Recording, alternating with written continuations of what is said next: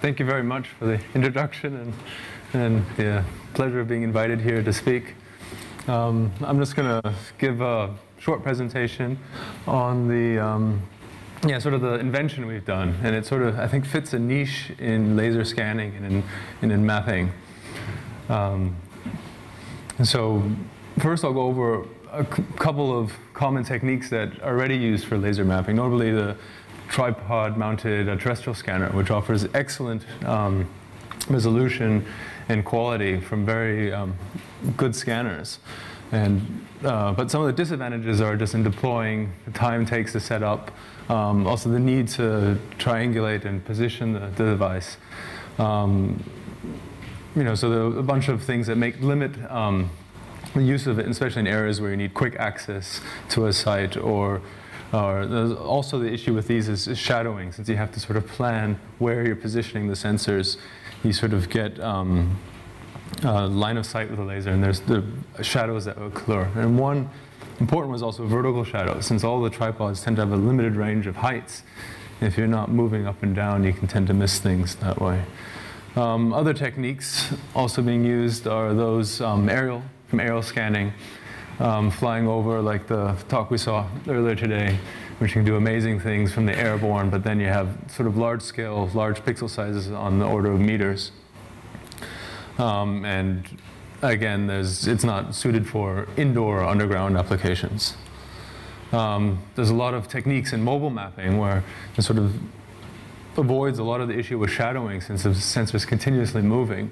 But the sensors typically only see things from a limited number of directions. So on the trajectory, you're only seeing a surface for maybe one or two different spots. And then also there's a lot of infrastructure required to position the sensor as you're driving around. So access to GPS and high-grade inertial systems are often required. In the indoor spaces, they're sort of the handheld scanning things, which may involve targeting, instrumenting a device or an object, or using photogrammetry. And these things are really, growing really well. As we've seen from the earlier presentation by Dot Product, that these things are getting very accessible and producing very nice scans. And with photogrammetry, I mean, there's almost no limitation to the resolution. But again, they're more suited for object scannings and not sort of large scale. I haven't seen any photogrammetry-based systems that by themselves can cover a whole site. There are some other handheld motion. This is a system from a group in Korea, which has a bunch of laser scanners and cameras and GPS, and a sort of a back-mounted system that can be walked through a site. But there are, in this work, limitations with the processing that needs to be done and access to GPS. And this is where Zebedee, as the technology we've developed, sort of fits in. It sort of fills a niche in the scanning where not really small scale, not airborne scale, but sort of in between. A system comprises of a single laser scanner mounted on a spring. The spring moves the head, and that gives us a scanning. And it's the simplest device to actuate the sensor, and it's really an ergonomic device. So you can take the whole head and just move it manually and get the same results, but you would kill your bones. Laptop and battery just for recording, and then all the processing right now is done offline. Now, processing is quick enough to do in the time it takes to collect the data. So if you collect half an hour of data, within, or actually less than half an hour, you have your models and your results. This is sort of just a quick video, just showing the use of it, so you can see the motion. Just holding the laptop and the scanner, we get a point cloud. This is 9% of the point cloud, just to help the visualization software. And this would be the model taken from that. So this is about 40 minutes, or probably actually 20 minutes per loop. Did 2 loops walking around our labs in Australia. Now, I'll go through a quick cartoon example of how this works. Because the real key for this technology is not the hardware. It's a cool idea having it on a spring moving around, but the real stuff that makes it work is the software.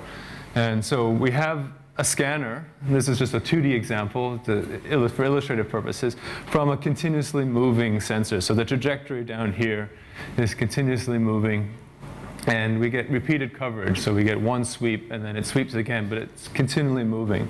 And what we do is we sort of break up the space, estimate sort of surface properties in local areas, and then correspond those surface properties from different times. So each one of these surface matches will then have a link between two different times in the trajectory.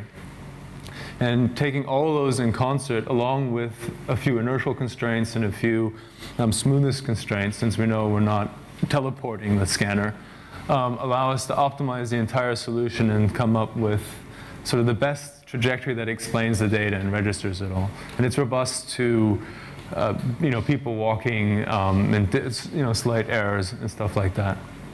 And then after a few iterations of optimization, you get an optimized trajectory, and from that trajectory you go back and reproject your points. So really the only state in the system is the trajectory, and you just record the data relative to that trajectory. And then you process your next window and so forth. And the same software that in this example is doing a short window is also used to do the global registration. Now this here, what we've done, so we have effectively just a laser on a spring with an IMU, and that's doing the geometric registration. We've also attached a camera at the base, so not registered rigidly with a laser, and have been using the data from the camera and roughly aligning it automatically with the trajectory from the laser. We can then colorize the points. So this, oops, I have to click on that one to make it move. So this is just a quick example of the point cloud captured by this with a color extracted from the camera. Now what's nice, since it's not just a single camera, every point is actually, it's a video. So you have lots of, every point in space will actually be seen by a couple hundred frames. And then you can pick the color that's most consistent and get around slight misregistrations or trees obscuring the point and so forth. I'll move on. When we have video attached with the sensor, it really opens up a whole new suite. I mean, the digital photogrammetry and the sort of combining these things is great. And having a tool, for example, if you have a video that's linked with the trajectory, you can click on a photo in the video stream and know exactly where in the point cloud that came from, just because they're sort of registered together. Or you can do the reverse. You can click on a point in the point cloud and say, okay, these are all the frames that could see that point. And this is, even when the video is not perfectly registered, so you don't need pixel registration to do this. You just sort of need to know where in time the camera was relative to the trajectory. And then with multiple passes, we can analyze, and we've done some work where we've looked at changes. So we had a quick demonstration where a bunch of pylons were moved, and you can see the old place in blue and the new place in red for change detection. And the advantage of this system here, since we can scan so quickly, this scan took 5 minutes or so to do a whole sort of warehouse. You can quickly go and repeatedly check it and look for changes on a time scale that's usually not feasible with other techniques. I'll go through now a couple of sort of case studies of the different places we've used the software. The first real place where we've tested this was at the Jenolan Caves, which is a cave network just west of Sydney. Very beautiful limestone caves. And we started off with sort of a trolley-mounted system with a spinning laser and pulling that up all the stairs. And this really was motivation for designing something handheld, so we wouldn't have to lug 60 kilograms along all the stairs. But it gave us, so over the years, I think we went 3 years and have collected things outdoors and indoors and through all the cave networks, all with no GPS. It's all registered to itself. There were a couple of places where we had previous surveys done, so survey markers, and we just sort of stood above them, and we can use that to georeference the whole system. And this is maybe 14 hours of data spread over 3 different trips. We've also done a cave system in southern Australia. This sort of highlights how we can use it in a very remote site. We just have very limited equipment. It's just a battery pack that will last all day. And the system is so easy to use that during this trip, we even had one of the traditional owners of the area. They went down with us and were sort of endorsing our mapping of this cave. And they're able actually to scan the environment themselves. Now, this cave is known for these flutes it's very almost like talcum powder. The rock is very soft that they can just use their fingers or sticks to scratch in these markings. So it's incredibly fragile, and digitizing this is of great importance. Now, the Zebedee won't get the finger flutings, but together with that, getting the whole structure of the cave and being able to see sort of in the cave here where, how did the geometry of the cave and where the artwork is in relation to the surface and the light and, the geomorphology of the environment. And you can see sort of from the structures here how the roof just fell in these flat sections where really the original passage might have gone much, much lower. And this also highlighted the versatility of it. There's a little squeeze up in the top there between two sections. And it literally is a squeeze like that. And you can just get in there and wiggle around, dragging the backpack with the laptop and the battery using your foot and making it through there. And that data worked, just going through there and all registered. This is a composite of, I think, 6 or 7 different data sets, each of about half an hour to an hour and a half. And the software recognizes and registers everything completely automatically. And we had a journalist along with us who featured this in a New Scientist article. As opposed to caves, the idea of getting in small, tight places was also good in mapping. This is the last remaining German World War I tank in existence. The rest have been melted down or whatever. And it's being restored in a museum in Queensland. And we went there together with the Queensland Police Service, their forensic team, where they were using scanners. So they were setting up their tripod scanners and their targets to get everything better than they would do ballistic studies on the markings.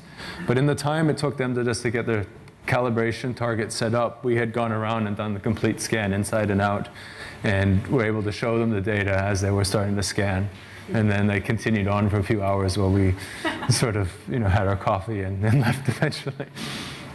But it's great. So this here, in this photo here, is again also with a camera, so you can see the colorized points. This is not photo texture. This is just the color of the points from the camera.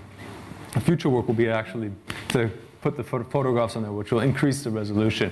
And the color trajectory is the trajectory of the motion. So it's a continuously moving, quite random trajectory through the place. And we can go up on ladders and down and inside and around. And that's without the trajectory. We've also done a bit of work on a large site. This is an island off the coast of Brisbane, which was used as a quarantine station and a lazaret, or a leper colony.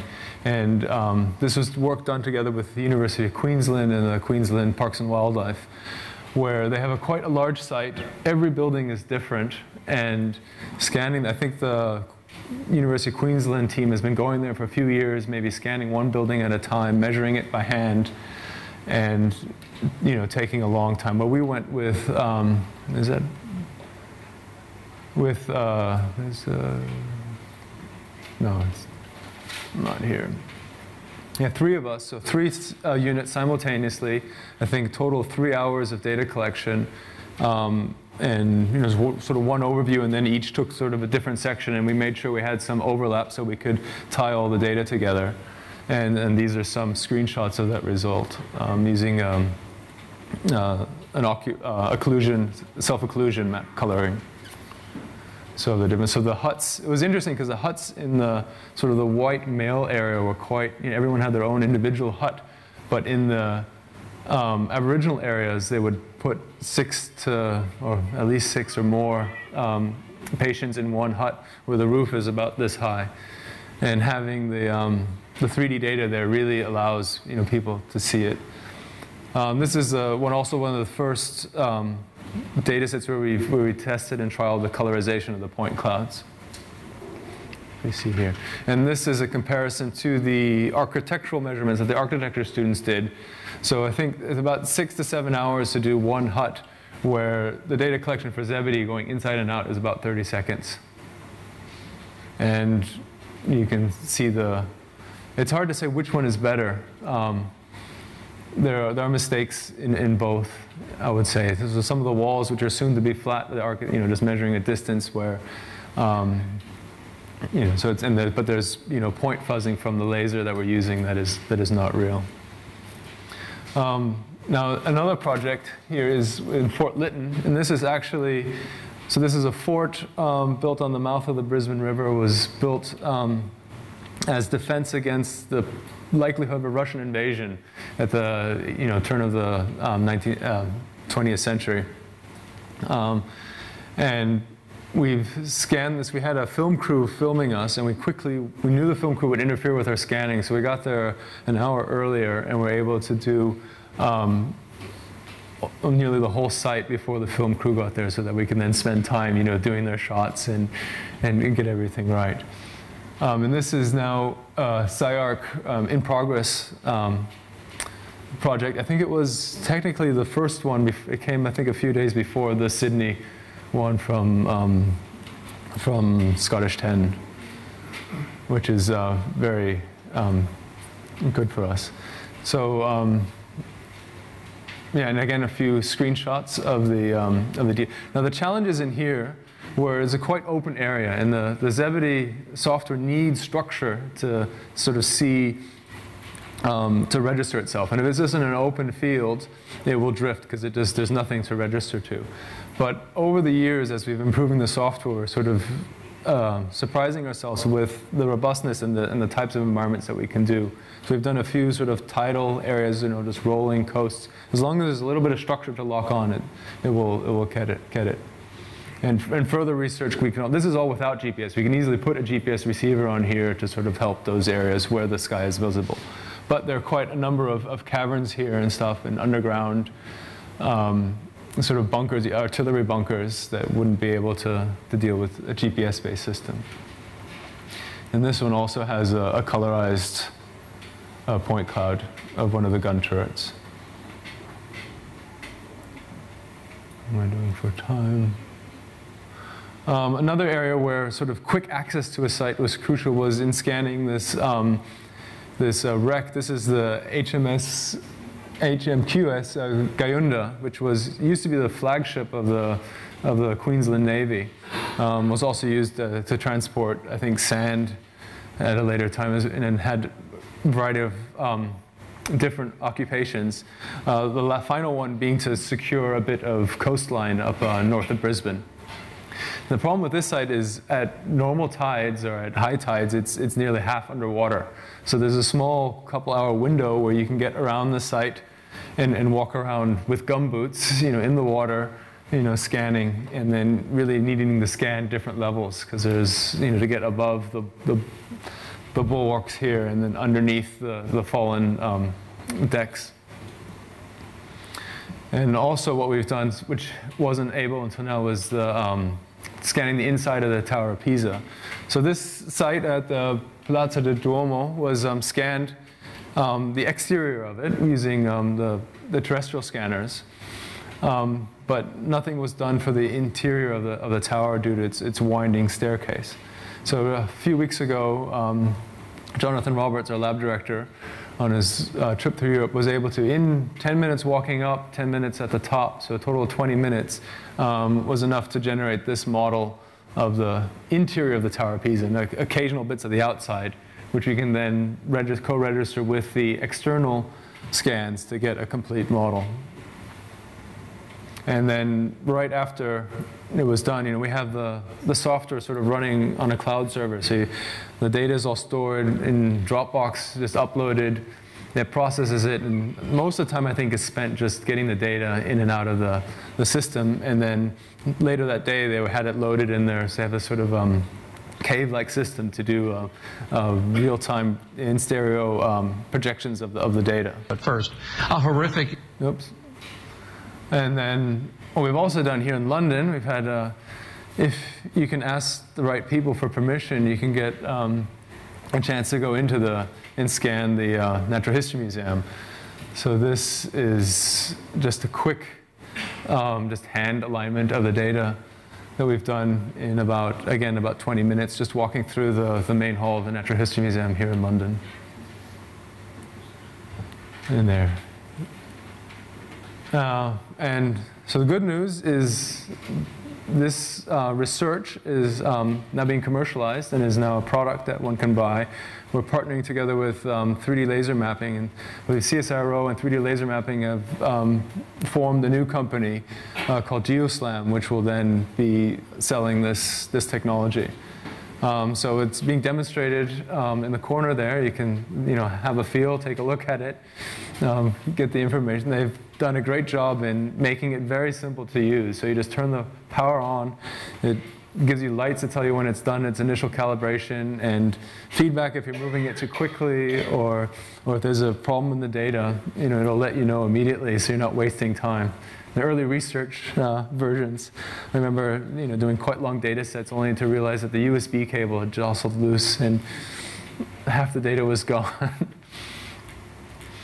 We've been awarded a Eureka Prize for the technology in Australia, and also, so future work, where are we going with this?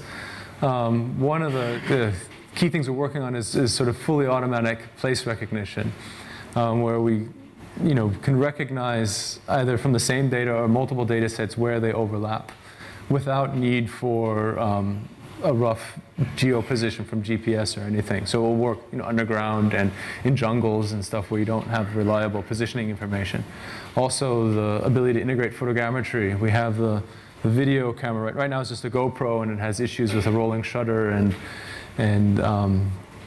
such, and calibration. But you can really attach anything to the device and get a trajectory for it, and use that as an initial solution to do a registration.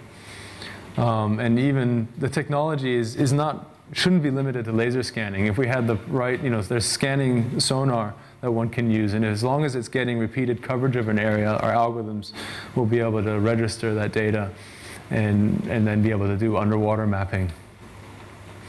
And what we've also have started at least for the non-commercial interest, is a scientific collaboration loan program. And we've had a few good trials where a scientist will lend them the hardware and the processing, and they'll go take the device for a couple weeks or a month and do scans, some item of interest. And then, together with them, we'll help them get the data, and depending, since there's so much stuff to do, we don't have the manpower to do it all. What we really want is this tool to be used for science and stuff. And so we want it to be used, and this loan program sort of helps people to get it used, or maybe even co-develop some of the algorithms, the post-processing. Since all it really does is compute a trajectory. The points are just for free on the top of that trajectory. And there's a lot that can be done integrating it with other systems and photogrammetry and really the great visualization and teaching tools that we've seen over these last 2 days. So as a short summary, I just have a quick video here. I don't know if there should be sound. Probably can't hear it. Yeah, just showcasing some of the things. It's probably too. If we want, I can pause it. The applications. So there's a forestry and there's a plant to be used. Oh, we'll skip the video. Yeah, thank you for the talk. And